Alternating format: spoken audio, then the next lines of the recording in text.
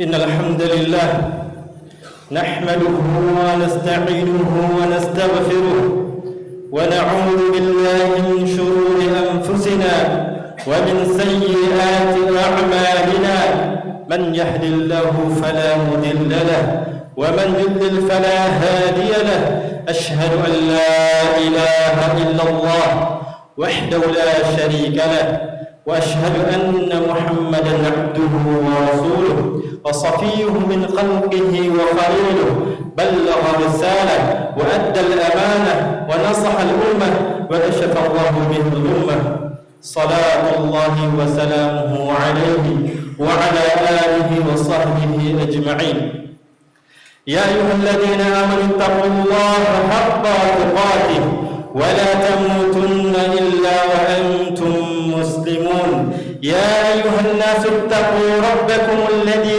خلقكم من نفس واحدة وخلق منها زوجها وبث منهما رجالا كثيرا ونساء واتقوا الله الذي تساءلون به والأرحام إن الله كان عليكم رقيبا يا أيها الذين آمنوا اتقوا الله وقولوا قولا سديدا يصلح لكم أعمالكم ويغفر لكم ذنوبكم ومن يطع الله ورسوله فقد فاز فوزا عظيما أما بعد فإن أصدق الحديث كتاب الله وخير الهدي هدي محمد صلى الله عليه وسلم وشر الأمور محدثاتها وكل محدثة بدعة وكل بدعة ضلالة وكل ضلالة في النار معاشر الإخوة rahimani wa rahimakumullah. Media sosial adalah pisau yang bermata dua. Jika digunakan untuk kebaikan, maka akan berdampak besar, bahkan bisa menjadi pahala jariah bagi yang menggunakannya. Sebaliknya, jika digunakan untuk keburukan, maka akan menjadi dosa, bahkan dosa jariah bagi yang menggunakannya. Beberapa bulan terakhir terjadi beberapa fenomena, di antaranya adalah munculnya fenomena Palestina. Bagaimana menyikapi Palestina sebenarnya? Kita bisa melihat di media sosial banyak bermunculan ulama-ulama dadakan, secara spesifik ulama jarh wa ta'dil. Ketika muncul peristiwa Palestina, maka bermunculan postingan-postingan hukumnya, bagaimana cara menyikapinya. Yang satu membawakan perkataan ulama fulan mengatakan begini, yang satu lagi mengatakan perkataan ulama fulan mengatakan begini. Kemudian yang paling menyedihkan, ketika mereka berbeda pendapat, mereka tidak menerima demikian, tidak menerima perbedaan pendapat. Akhirnya apa? Sehingga kasihan para netizen, orang awam ikut-ikutan berkomentar di bawahnya, sehingga satu mendukung, satu menolak. Tidak sampai di situ, kemudian mereka memenuhi komentar-komentar dengan cacian dan makian, permusuhan, perdebatan. Bahkan tidak sampai di situ saja, di kehidupan nyata pun mereka terus membawa-bawa masalah seperti itu. Sehingga yang tidak setuju dengan pendapat mereka gibahi, mereka katai, mereka katakan begini dan begitu. Kemudian fenomena berikutnya yang terupdate adalah bagaimana hukum pemilu. Sama persis seperti kejadian sebelumnya. Satu memposting pendapat Syekh Fulan mengatakan begini, yang satu lagi memposting pendapat Syekh Fulan mengatakan begini, yang saling bertolak belakang, sehingga masing-masing mendukung pendapatnya dan menolak dan tidak menerima pendapat yang lain.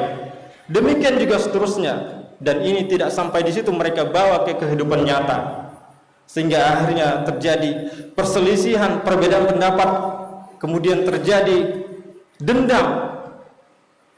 Beginilah akibatnya kalau hati sudah menggumpal banyak penyakit di dalam hatinya. Hatinya begitu kotor, ketika masalah-masalah ijtihad saja dia tidak bisa menerima, apalagi masalah-masalah yang lain. Ingin menang sendiri, tidak ada istilah objektif bagi dirinya. Yang taunya adalah aku mengikuti pendapat Syekh Fulan, maka yang lain adalah salah. Silakan Anda berpendapat, silakan ikuti Syekh Fulan, tapi tidak sampai saling bermusuhan dan perdebatan, tidak sampai saling dendam, tidak sampai membawa ranah kemana-mana. Demikian juga ketika tradisi ini sudah menjalar, sudah merambat kemana-mana, orang awam pun ikut-ikutan. Para netizen yang lain tidak mau ikut, tidak mau ketinggalan. Mereka juga memposting tanpa tabayun apakah perkataan ini benar dari Syekh Fulan atau tidak. Di mana tabayun? Di mana firman Allah Subhanahu wa taala yang mengatakan ya ayyuhalladzina amanu in ja'akum fasiqun binaba'in fatabayyanu. Wahai orang-orang beriman, jika datang kepada kalian orang fasik yang membawa satu berita, maka cross check dulu. Periksa dulu apakah itu benar atau tidak. Tapi ini tidak berlaku terkhusus bagi orang awam. Dan penyakit ini merambat kemana-mana, tidak terbentung, karena tidak ada peraturan khusus bagaimana cara menggunakan media sosial. Akhirnya ini tidak terbendung sama sekali.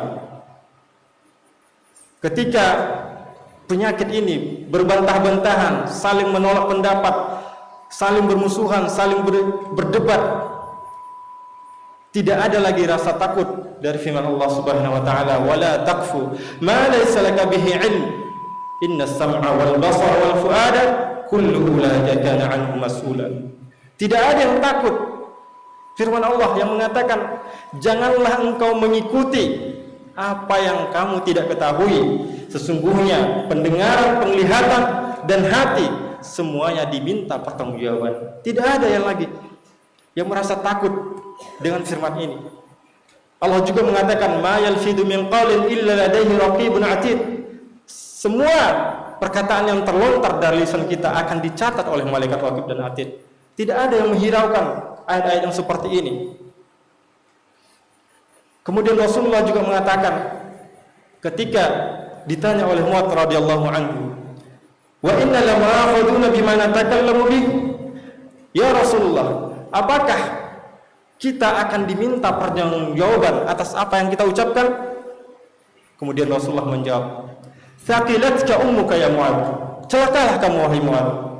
Wa hal yakubbun nasu ala wujuhihim aw manakhirihim illa hasaida alsinatihim. Bukankah orang-orang pada hari kiamat nanti diseret dengan kepalanya itu kecuali akibat dari ucapan-ucapan mereka? Apakah kita tidak takut ancaman-ancaman seperti ini? Ma'asyiral muslimin rahimani wa rahimakumullah. Ketika itu sudah terjadi tradisi seperti ini, apa yang harus kita lakukan? Tidak lain adalah mari kita bersama membersihkan dan mensucikan kebiasaan buruk ini, menyingkirkan kebiasaan buruk ini. Sebagaimana salah satu tujuan Nabi SAW diutus ke muka bumi ini adalah untuk membersihkan penyakit-penyakit hati. Sebagaimana Allah mengatakan dalam Al-Quran, huwallazi ba'atha fil ummiyina rasulan minhum yatlu alaihim wa yuzakkihim.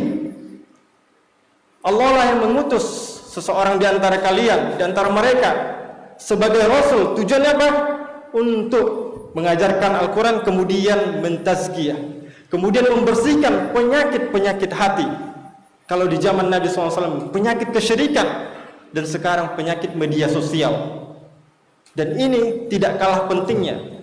Buktinya ketika ini dibiarkan begitu saja, semuanya orang berkata sebebas-bebasnya tanpa ada aturan, sehingga menjadikan fitnah, menimbulkan kekacauan di antara umat. Ma'asyiral muslimin rahimani wa rahimakumullah.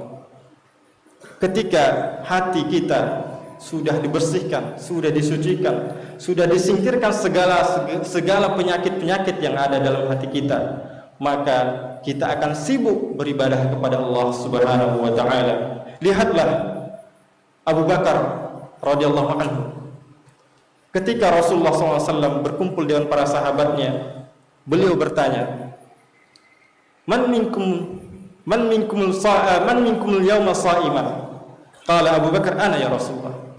Siapa di antara kalian, kata Rasulullah, siapa di antara kalian yang berpuasa pada hari ini? Kemudian Abu Bakar, aku wahai Rasulullah. Kemudian Nabi mengatakan lagi, bertanya lagi, Man minkumul yawma tabi'a janazatan? Siapa di antara kalian pada hari ini yang mengantarkan jenazah? Qala Abu Bakar, ana ya Rasulullah. Kemudian Abu Bakar lagi-lagi menjawab, saya ya Rasulullah. Kemudian Rasulullah mengatakan, bertanya lagi, Man minkumul yawma at'ama miskinan? Siapa di antara kalian yang pada hari ini sudah bersedekah kepada orang miskin? Kemudian lagi-lagi Abu Bakar, ana ya Rasulullah, aku wahai Rasulullah. Kemudian Nabi mengatakan lagi, bertanya lagi, Man minkumul yawma 'ada maridan? Faqala Abu Bakar, ana ya Rasulullah. Siapa hari ini di antara kalian yang sudah menjenguk orang sakit? Lagi-lagi Abu Bakar, aku wahai Rasulullah. Inilah Abu Bakar, contoh bukti nyata ketika hati yang sudah bersih maka akan sibuk dengan beribadah kepada Allah Subhanahu wa taala. Karena tujuan utama kita adalah hadir di muka bumi ini adalah untuk beribadah kepada Allah Subhanahu wa taala, bukan sibuk mencaci maki orang, bukan sibuk mengambil urusan para ulama. Ketika muncul satu hukum kontemporer, itu urusan ulama, tugas ulama, bukan tugas kita. Biarkanlah para ulama berkata, biarkanlah para ulama berfatwa. Tugas kita adalah mengikuti dan mendengarkan. Kita siapa? Kalau kita mau seperti para ulama, maka belajarlah dari dasar. Mulailah belajar ketika majelis ilmu diadakan, datanglah ke majelis ilmu. Nah, tapi sayang sekali, sedikit sekali yang mendapatkan hidayah untuk menghadiri majelis ilmu. Pernah satu hari ketika satu ayat dibacakan, walladzina yu'tuna ma ataw wa qulubuhum wajilah. Dan orang-orang yang melakukan perbuatan mereka sementara hati mereka gemeter dan ketakutan. Kemudian Aisyah radhiyallahu anha bertanya kepada Rasulullah, "Ya Rasulullah, ahumul ladzina yashrabuna al-khamra wa yasriqun?" Apakah mereka ini yang dimaksud dalam ayat ini, yang mereka melakukan perbuatan mereka tapi hati mereka bergetar ketakutan? Apakah mereka orang-orang yang meminum khamar dan mencuri? La ya bintas Siddiq. Kemudian Rasulullah menjawab, tidak wahai putri Siddiq. Humul ladzina yasumuna wa yusalluna wa yatasaddaquna wa yakhafuna an la yuqbala minhum. Mereka adalah orang yang berpuasa, orang yang salat, orang yang bersedekah, tapi mereka ketakutan, hati mereka gemetar dan ketakutan. Ibadah-ibadah mereka semua itu tidak diterima oleh Allah Subhanahu wa taala. Aku li qauli hada fastaghfirullah li wa lakum wa lisa'il muslimin innahu huwal ghafurur rahim.